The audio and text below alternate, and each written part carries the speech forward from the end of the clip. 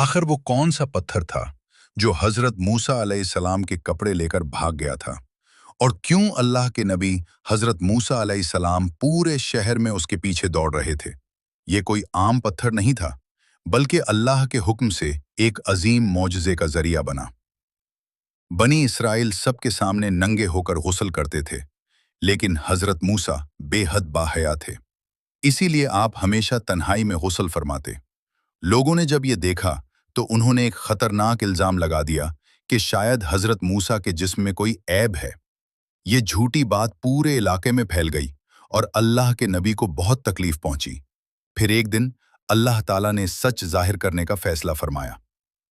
हजरत मूसा एक चश्मे पर गुस्ल करने गए और अपने कपड़े एक पत्थर पर रख दिए, लेकिन अचानक वो पत्थर कपड़े लेकर भाग पड़ा। हजरत मूसा फौरन उसके पीछे दौड़ने लगे और फरमाते जाते, ए पत्थर, मेरे कपड़े वापस कर। पत्थर भागता हुआ लोगों के दरमियान पहुंच गया और हजरत मूसा भी उसके पीछे वहां पहुंच गए। तब सब ने अपनी आंखों से देख लिया कि अल्लाह के नबी बिल्कुल बेऐब हैं।